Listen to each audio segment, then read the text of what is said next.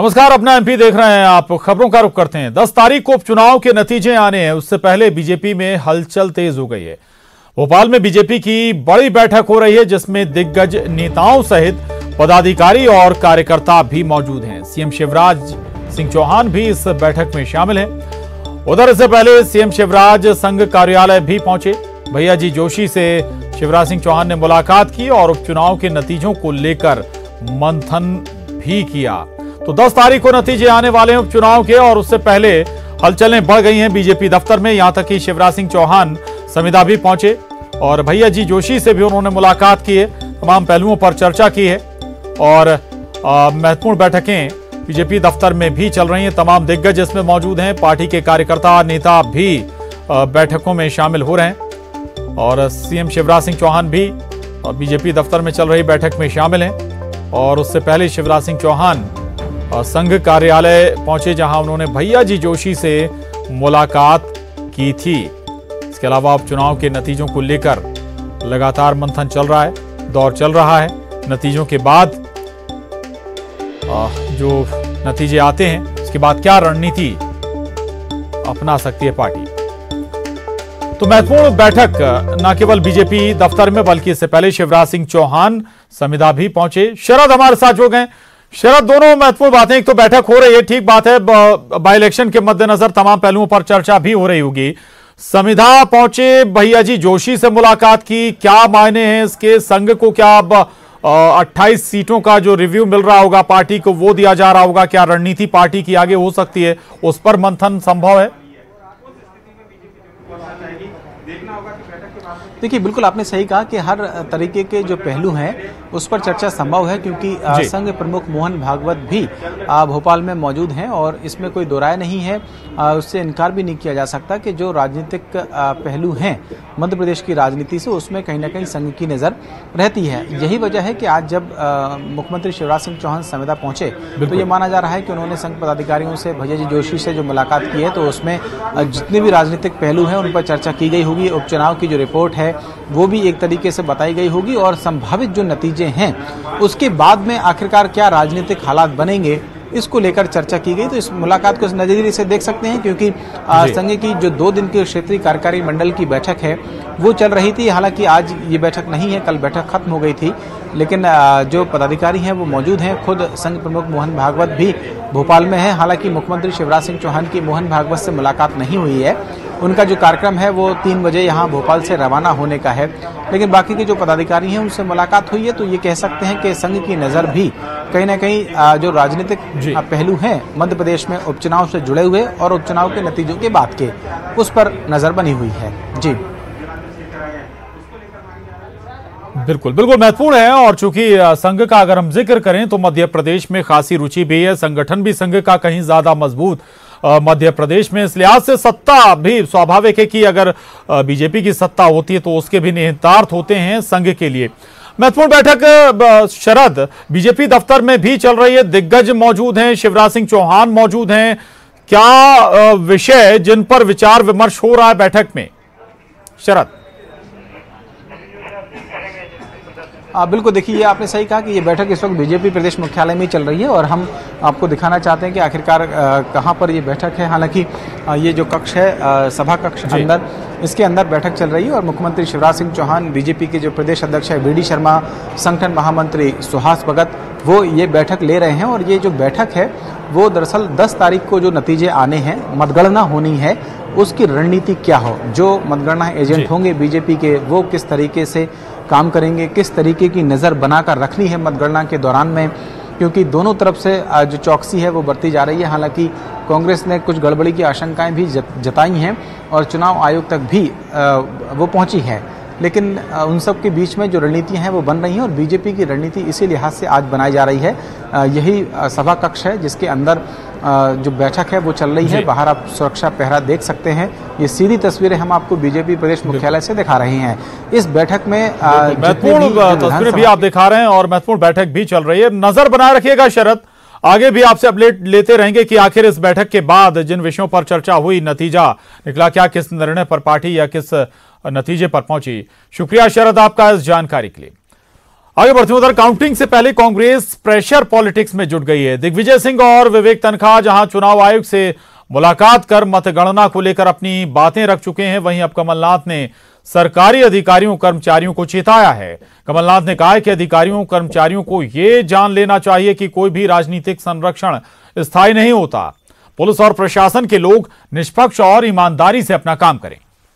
जो इसके बावजूद 3 नवंबर को उपचुनाव में सोमावली, मुरैना और मेगांव में बड़े दुर्भाग्यपूर्ण घटनाएं हुई, गोलियां चली, बूथ कैप्चरिंग हुआ और मुझे दुख इस बात का है कि इस सब का पूरा प्रमाण और सबूत वीडियो और विभिन्न प्रचार जो इसके बावजूद भी चुनाव आयोग ने फिर से रीपोलिंग नहीं कराई, अधिकारियों ने इनको संरक्षण दिया, आज तक संरक्षण दे रहे हैं।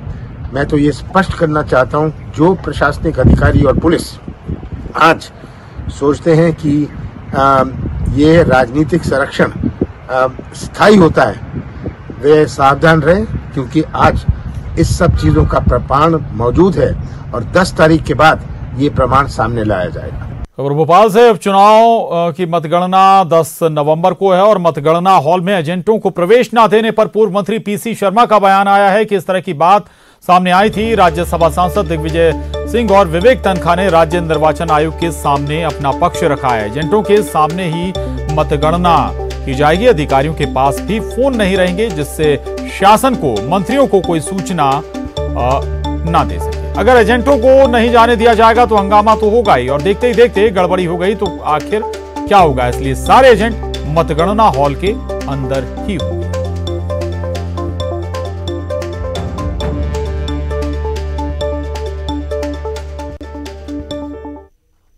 नवंबर को होनी है, लेकिन इस बार चुनाव आयोग ने फैसला लिया है कि जो मतगणना हॉल है उसमें एजेंटों को प्रवेश नहीं दिया जाएगा, बल्कि हॉल के आसपास जो एजेंट है उनको भी बैठने नहीं दिया जाएगा। इस वक्त हमारे साथ पूर्व मंत्री पीसी शर्मा है, उन्हीं से कि सर, इस बार चुनाव आयोग, राज्य निर्वाचन आयोग ने जो फैसला लिया है कि एजेंटों को मतगणना हॉल में प्रवेश नहीं दिया जाएगा, आसपास भी नहीं बैठने देंगे, टीवी स्क्रीन से ही सारी चीजें देखेंगे। इस तरह की बात आई थी चुनाव आयोग की, लेकिन हमारे पूर्व मुख्यमंत्री राज्यसभा सदस्य दिग्विजय सिंह जी ने और तनखा साहब ने, जो राज्यसभा सदस्य भी एडवोकेट हैं, इसका प्रोटेस्ट किया। और उसके बाद ये हुआ कि ये बात आई थी, ग्वालियर से भी मेरे पास फ़ोन आए थे, इस तरह का मामला है। लेकिन जो पहले व्यवस्थाएं होती थी उसी तरह से एजेंट वहाँ बैठेंगे हॉल के अंदर और सामने मतगणना होगी, ये बात हो गई है। और ये भी बात हुई है कि जो फ़ोन वोन जो अधिकारी हैं इनके पास भी नहीं रहें, जिससे ये यहाँ शासन को और उनके मंत्रियों को करके और वहाँ कोई घपला करा सके। तो आपको लग रहा है कि सर उस दिन ये बात सच होगी? नहीं तो पता चला कि आप लोग जब पहुंचे और एजेंटों को बैठने नहीं दिया। उधर सुवासरा से बीजेपी उम्मीदवार हरदीप सिंह डंग का कहना है कि 10 नवंबर को नतीजे बीजेपी के पक्ष में आएंगे और कांग्रेस के 28 सीट जीतने के दावे पर भी हरदीप सिंह डंग बोले हैं कि कांग्रेस अपने विधायकों को पहले नहीं संभाल पाई, अब 10 तारीख को दूध का दूध और पानी का पानी हो जाएगा। इस वक्त हरदीप सिंह डंग हैं, जिन्होंने सुवासरा से उपचुनाव लड़ा है। डंग साहब, आज आप प्रदेश कार्यालय आए हुए हैं, एक महत्वपूर्ण बैठक चल रही है 10 तारीख को लेकर, कितनी उम्मीद है आपको 10 तारीख से? 10 तारीख भारतीय जनता पार्टी जो मेहनत करी है, जो शिवराज सिंह चौहान साहब जो पिछले टाइम पे जो मुख्यमंत्री अभी फिर बने हैं, उन्होंने जो लगातार आम जनता के बात करी है, विकास के काम करे हैं, 28 की 28 सीटें भारतीय जनता पार्टी के पक्ष में आने वाली। यही दावा तो कांग्रेस पार्टी भी कर रही है 28 सीटों का। वो किस आधार पे कर रही है? जो उनके पास विधायक थे वो तो पहले नहीं संभले, तो 28 सीटों का उनको दावा करना ऐसे ही अपने आप में गलत है। जब वो कह रहे हैं कि ये सौदेबाजी अभी भी जारी है, जब चुनाव हो चुका है उसके बावजूद भी कांग्रेस पार्टी का ये आरोप पहले भी लगाए थे, अभी जनता के बीच में सब उम्मीदवार होके आए हैं, आपको दूध का दूध और पानी का पानी मालूम पड़ जाएगा। आप क्या अनुमान लगा के चल रहे हैं 10 तारीख का? भारतीय जनता पार्टी अच्छे मतों से चुनाव जीत रही है। तो ये है हरदीप सिंह डंग, जो इस वक्त हमसे बात कर रहे थे। सुवासरा से उन्होंने चुनाव लड़ा है, हालांकि दावे अपने अपने हैं दोनों पार्टियों के। अब देखना होगा कि वाकई में जनता ने अपना फैसला क्या सुनाया है। कैमरामैन दीपक के साथ शरद श्रीवास्तव, न्यूज़ 18 भोपाल। पूर्व मंत्री ओमकार मरकाम पर सरकारी जमीन पर कब्जा करने का आरोप लगाया और पूर्व मंत्री ने आरोपों को हालांकि गलत बताते हुए कहा, विरोधियों पर उन्होंने निशाना भी साधा है। दरअसल जिला मुख्यालय से लगे सुबखार इलाके में नर्मदा नदी के किनारे 10 एकड़ जमीन पर ओमकार मरकाम का फार्म हाउस बना हुआ है। बीजेपी नेता और नगर परिषद अध्यक्ष पंकज टेकाम का आरोप है कि मरकाम ने सरकारी जमीन पर कब्जा कर फार्म हाउस बनाया है। वहीं इस मामले में जिले के अधिकारी कुछ भी बोलने से बच रहे हैं। वर्मा हेड कांस्टेबल है मेहनवानी पदक, उनके खिलाफ शिकायत आवेदन पत्र दिया गया जिसको एसडीओपी के पास तत्काल रवाना। चलिए अब आपको बताते हैं कृषि कानून पर केंद्रीय मंत्री नरेंद्र सिंह तोमर का क्या कहना है। न्यूज 18 से एक्सक्लूसिव बातचीत की है नरेंद्र सिंह तोमर ने और न्यूज 18 से बोले हैं कृषि मंत्री नरेंद्र सिंह तोमर कि हम किसानों से मुलाकात के लिए तैयार हैं, किसानों से आधी रात को भी हम बात करने के लिए तैयार हैं। नए कानून से किसानों को फायदा होगा, किसान अच्छी कीमत पर अपनी फसल बेच सकेगा और कांग्रेस को पीएम की लोकप्रियता से डर है। पंजाब का किसान कानूनों को समझ रहा है, ये दावा कर रहे हैं नरेंद्र सिंह तोमर। वो ये भी कह रहे हैं कि मैं किसानों से आधी रात को भी बात करने के लिए तैयार हूं। खास मेहमान ने खेतीबाड़ी मंत्री नरेंद्र सिंह तोमर। तोमर साहब बहुत बहुत स्वागत। धन्यवाद जी। तोमर साहब सब तो पहला मेरा सवाल है कि इस वेले सरकार सोच की रही है जिस तरीके दे नाल किसान लगातार 1 महीने तो पंजाब च धरने ते बैठे हुए हैं, सरकार इस वेले की सोच रही है? देखिए, केंद्र सरकार ने जो नए कृषि सुधार बिल लाए हैं वो किसान के जीवन स्तर में क्रांतिकारी बदलाव लाने वाले हैं। हमने ट्रेड बिल में ये प्रावधान किया है कि किसान अपने घर से भी अपना उत्पादन किसी भी जगह किसी भी व्यक्ति को मनचाही कीमत पर बिना किसी टैक्स के बेच सकता है। इसमें किसी किसान को क्या आपत्ति हो सकती है? जो टैक्स उसको लगता है वो टैक्स उसका फ्री हो जाएगा। वो चाहे तो अपने घर से भी बेच सकता है, चाहे तो मंडी में भी जा सकता है। हमने अपने कानून के माध्यम से उसको एक विकल्प दिया है। दूसरा, देश कर रहा प्रार्थना, जिंदा बचा तो होगा सबसे बड़ा चमत्कार। निवाड़ी में मिशन प्रहलाद। तो निवाड़ी में बोरवेल में गहराई में फंसा प्रहलाद, जिसे बचाने की, बाहर निकालने की कवायद लगातार जारी है और ऐसा माना जा रहा है, ऐसी आशाएं लगाई जा रही हैं कि कुछ ही घंटों में प्रहलाद बाहर निकल आएगा और उसकी सुरक्षा के लिए, उसकी सेहत के लिए लगातार प्रार्थनाएं भी हो रही हैं। आपको बता दें कि 19 फीट सुरंग खोदी जा चुकी है। बुधवार सुबह से बोरवेल में फंसा हुआ है प्रहलाद। आर्मी, एनडीआरएफ और एसडीआरएफ की टीमें लगातार मिलकर रेस्क्यू ऑपरेशन में जुटी हुई हैं। अब संभावनाएं हैं कि कुछ ही घंटों में प्रहलाद बाहर होगा। गांव के लोग भी प्रहलाद के सुरक्षित बाहर निकलने के इंतजार में बैठे हुए हैं। प्रहलाद की सलामती के लिए लगातार दुआएं भी की जा रही हैं। ये 2 तस्वीरें देख रहे हैं आप। अब पहले गहराई तक गड्ढा खोदा गया, फिर इसके बाद अब एक सुरंग बनाई जा रही है और वो सुरंग कुछ ही पलों में, कुछ ही देर में बोरवेल तक पहुंच भी जाएगी। बेहद सावधानी से ये कार्य किया जा रहा है ताकि किसी भी तरह की नुकसान प्रहलाद को ना हो पाए। वो पता नहीं था, घर था, वो हम काम कर रहे थे, छेद कर रहे थे साहब के संग में। वो बोर पे तसा रखा था, पत्थर रखा था, वो हम छेद कर रहे निवड़े थे। प्रहलाद हमें नहीं दिखाया। वो जब चिल्लाना, जब हमको आवाज़ आई, हम बोर पे गए, हम टेरने लगे, वे चिल्ला रहा है। अंदर चला गया, तब आपने क्या कहा उसने? हमने ये कही कि प्रहलाद हम जोड़ा डाल रहा बेटा, रास्ता डाल रहा है।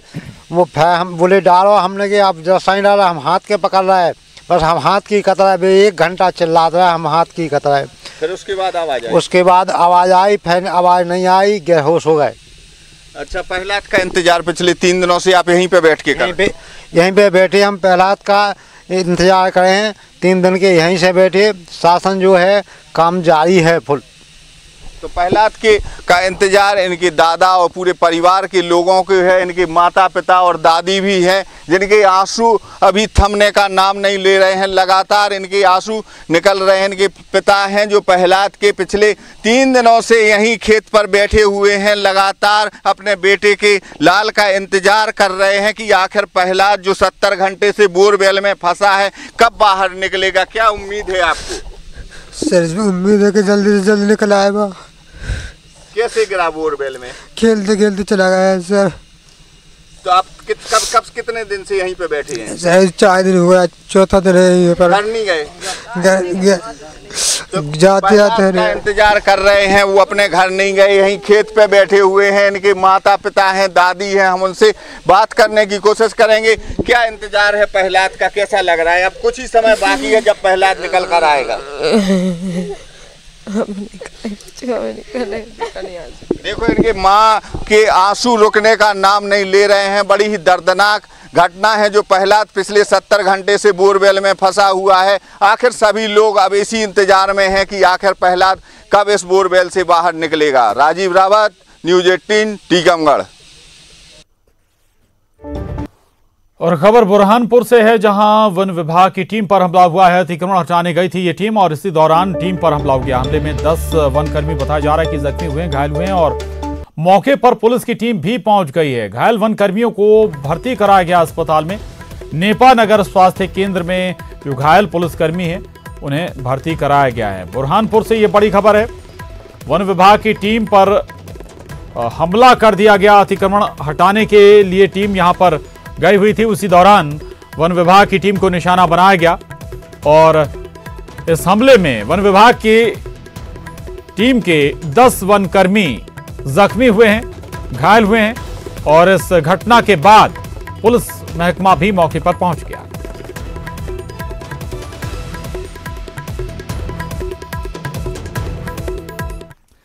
खबर भिंड से जहां एक महिला की हत्या कर दी गई। बदमाशों ने घर में घुसकर महिला को गोली मार दी और बताया जा रहा है कि विवाद चल रहा था, अवैध खनन को लेकर यह विवाद था, जिसके बदले में यहां पर यह वारदात अंजाम दी गई। मृतक महिला का पति जिला बदर है। भरौली थाना के मुसावली गांव की यह घटना बताई जा रही है।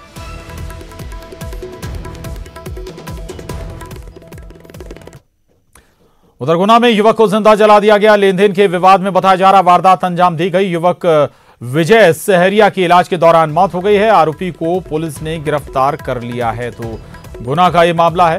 युवक को लेन देन के विवाद के बाद जिंदा जला दिया गया।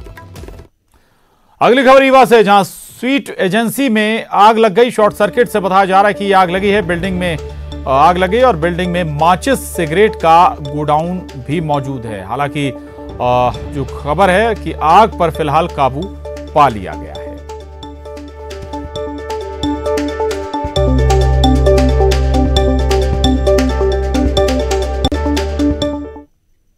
और उधर सिंगरौली में भीषण सड़क हादसे में 4 लोगों की मौत हो गई, जबकि 25 से ज्यादा लोग जख्मी हो गए हैं और 10 की हालत इनमें गंभीर बनी हुई है। वहीं बेकाबू होकर दरअसल वाहन पलट गया। सराई थाना इलाके में यह हादसा पेश आया है। मांगलिक कार्यक्रम में शामिल होकर सभी वापस लौट रहे थे, उसी दौरान हादसे का शिकार हो गए।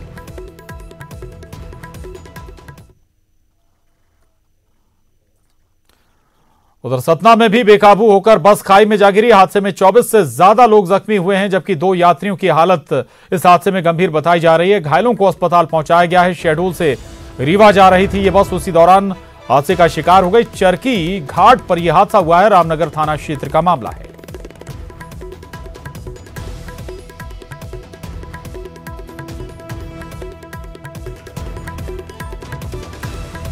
सिंगरौली और सतना की ये तस्वीरें आपके टीवी स्क्रीन पर। हादसे की ये 2 तस्वीरें जहां एक हादसे में 4 लोगों की जान चली गई, 10 लोग बुरी तरह से जख्मी हैं।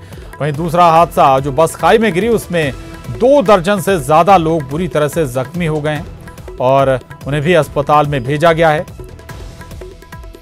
बेकाबू बस जहां खाई में गिर गई थी। और अब अगली खबर का रुख करें। अगली खबर बालाघाट से। बालाघाट में नक्सलियों से मुठभेड़ हुई है। कुमादेही के मालखेड़ी में पुलिस और नक्सलियों के बीच मुठभेड़ हुई है। बालाघाट से 70 किलोमीटर दूर बहर इलाका, जहां पर पुलिस और नक्सलियों का आमना सामना हुआ। मुठभेड़ में एक महिला नक्सली को पुलिसकर्मियों ने ढेर कर दिया। कुछ नक्सलियों के घायल होने की भी खबर है और वहीं मुखबिर की सूचना पर पुलिस ने ये कार्रवाई की। बड़ी वारदात को अंजाम देने के लिए नक्सली यहां पहुंचे हुए थे। जो एक्सचेंज ऑफ फायर ये देर रात हुआ तो तब तो अंधेरा था, लेकिन आसपास के क्षेत्र में क्योंकि हम लोगों ने घेराबंदी कर ली थी, हॉक फोर्स ने, जिला बल ने और भी जो हमारा एक्स्ट्रा फोर्स आ गया था। जब फर्स्ट लाइट हुई उसके बाद एरिया की सर्चिंग की गई तो एक महिला नक्सली का यहाँ शव बरामद हुआ है।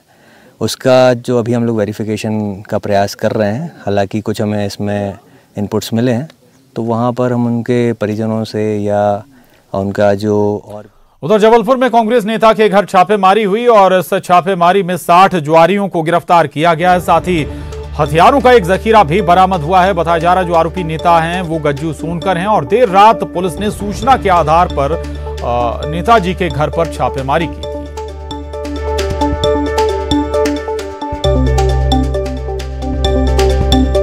तो जबलपुर का ये मामला है जहां कांग्रेस के एक नेता गज्जू सोनकर के घर पर पुलिस ने छापेमारी की थी, जहां से 60 से ज्यादा जुआरियों को न केवल गिरफ्तार किया गया बल्कि एक बड़ा हथियारों का जखीरा भी बरामद हुआ है। हालांकि सवाल पुलिसिया सिस्टम पर भी है कि आखिर इतने बड़े स्तर पर अगर ये चल रही थी चीजें तो इसकी भनक पहले से पुलिस को क्यों नहीं थी।